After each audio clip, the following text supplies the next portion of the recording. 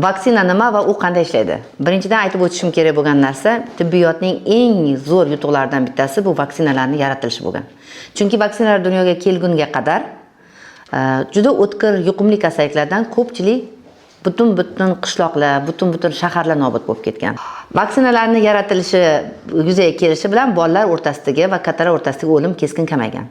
Keling, ko'p chiqamiz vaksina nima o'zi? Vaksina bu chala o'ldirilgan yoki jonsizlantirilgan, qisman tirik, juda kam miqdordagi bakteriya yoki virusni tanaga kiritilishi.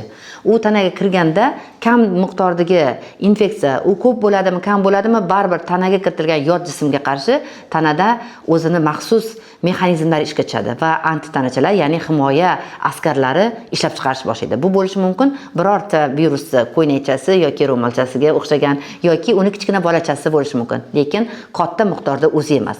Shuning uchun tana qisman bu kasallikni o'zida o'tkazadi va unga nisbatan himoya tanachalarini hosil qiladi va uni o'zini immun xotirasida ushlab qoladi. Ya'ni kim, masalan, emlangan bola o'sha infeksiya tarqagan paytda shu muhitda bo'lib qoladigan bo'lsa, uni tanasida unga qarshi askarlar jamoasi bor.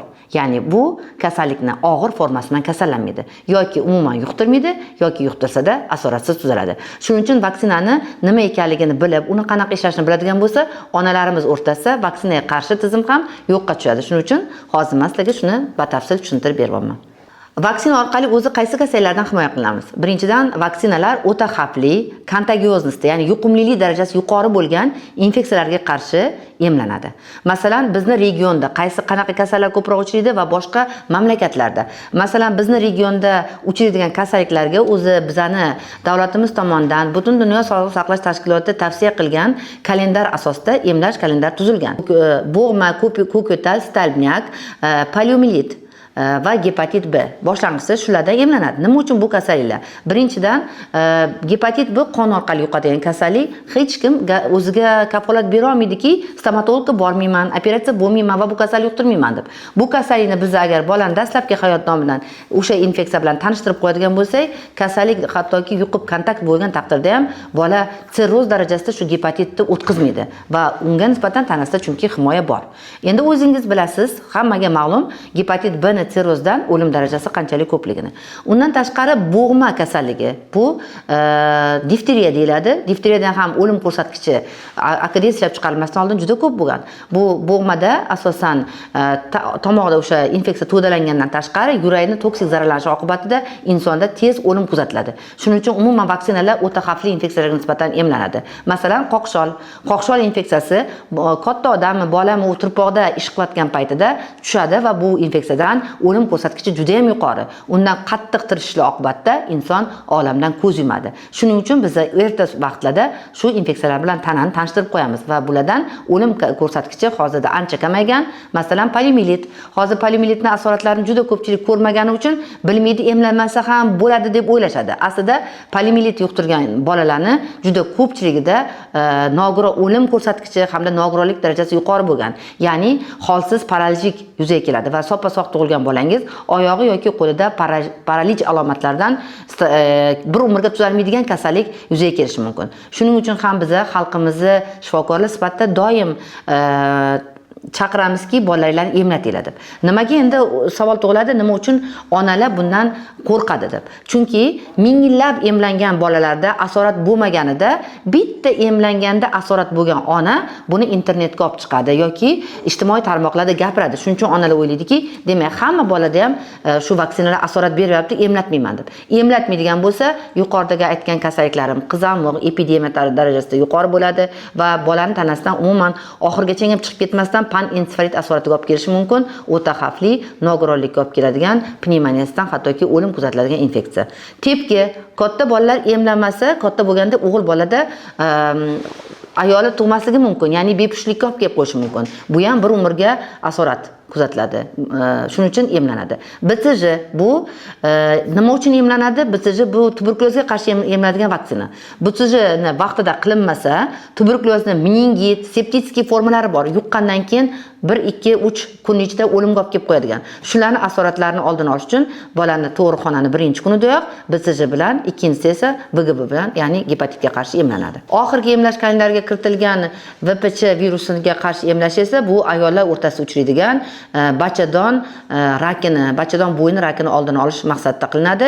Uni hech qanaqa nojo'ya ta'siri hali kuzatilmagan va rivojlangan mamlakatlar bizdan ancha oldin emlash boshlagani uchun hozirda ayollardagi o'sha jinsiy organlarida uchraydigan onkologik kasalliklarning keskin kamayganini tasdiqlashmoqda. Milliy emlash taqvimimizda nima uchun aynan shu yoshlarda emlanadi? Masalan, gepatit B birinchi sutka. Boya aytib o'tganimdek, u bolani qon bilan kontaktda bo'lishdan oldinroq emlanadi, chunki gepatit B ni yuqtirsa, bir umrga o'sha jigarda sirroz yoki hattoki tuzalmaydigan og'ir oqibatlarga, qon ketish alomatlaridan erta yoshli bolalarda uchrasa, gemorragik sindromdan o'lim kuzatiladi. O'shaning uchun ham kasalligi bola tug'ilishi bilanoq birinchi sutkasida emlanadi. 2-5 kun oralig'ida BCG emlanadi. BCG bilan OPV, ya'ni poliomiyelit. Bu poliomiyelit havo tomchi orqali ham, og'iz orqali ham yuqishi mumkin bo'lgan infeksiya va bolalarda boya aytgandek nogironlikka olib keladi. Hali bola umumiy muloqotga ko'pchiligicha kirmasdan burnoq bu infeksiyalar bilan bolani tanishtirib qo'yadigan bo'lsak, yuqtirish ehtimoli kamayadi. Umuman emlash o'tkazilgandan keyin 2-4 hafta ichida immunitet hosil bo'lishni boshlaydi va bolani yetarlicha himoya qiladi. Keyin 2-oydan boshlab bizda penta vaksina kiritilgan. Buni tarkibida gepatit, ikkinchisi HIV va OPV hamda AKDS bor. AKDS tarkibida o'sha o'zi tarkibidagi o'sha ko'k yo'tal, difteriya, stabnak bor. Boya aytganda yana qaytaraman, bu vaksina 3 marta emlanadi. 2, 3 va 4-oyda. Nimaga emlanadi? Chunki o'sha birinchi emlangandagi qolgan antitanachalarning miqdorini yana ham tanada ko'paytirish maqsadida 2, 3-si ham qilinadi. Qanchalik ko'p o'sha o'z vaqtida bu vaksina olinadigan bo'lsa, oraliq uzaytirilmasdan turg'un immunitet hosil bo'ladi. Hattoki mana qizamiqqa emlangan odamlarda o'sha bolalik paytida emlangan qizamig'i antitanachalari o'tkazmagan kasallik, o'sha antitanachalar 50 yildan keyin ham qonda aniqlangan. Shuning uchun ham bular bir umrga hattoki bu kasallikdan himoya qiladi. Shuning uchun ham mana shu biz belgilagan kalendar va buni faqat O'zbekiston Sog'liqni saqlash tashkiloti emas, butun dunyo Sog'liqni saqlash tashkiloti tomonidan tasdiqlangan. Shuning uchun kalendar shu tarzda tuzilgan. Undan keyingisi bir xil vaksinalarda revaksinatsiya davrlari ham belgilangan.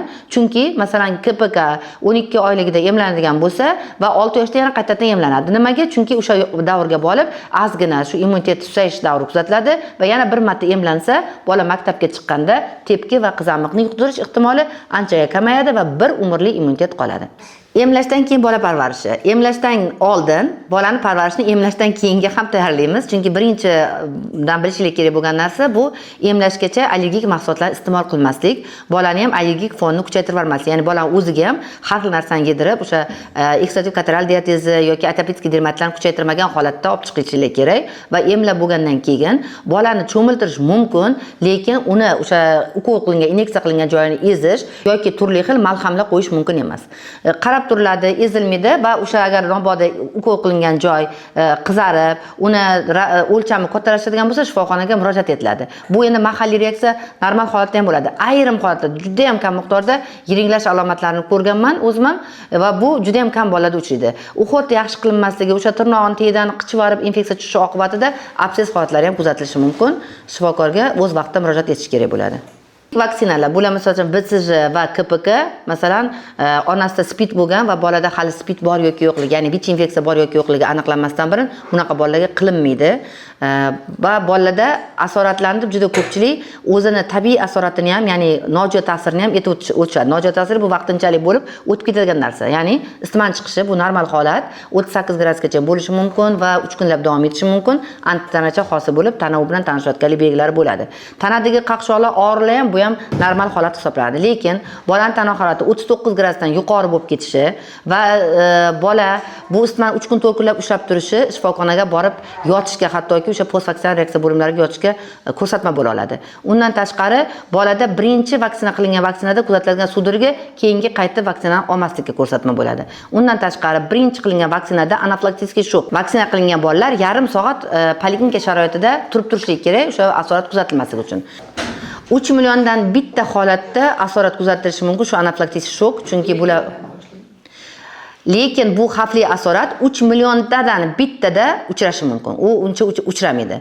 Endi bir xil payt immuniteti tanqis bo'lgan bolalarda, biz shifokorlar uni oldindan bilmaymiz. O'shanqa bolalarda vaksinani o'sha yetarlicha kichkina dozasi ham yaxshigina kasallik chaqirib qo'yishi mumkin. Meningitis asorat berib qo'yishi mumkin. Bu juda ham kam miqdorda bo'ladi.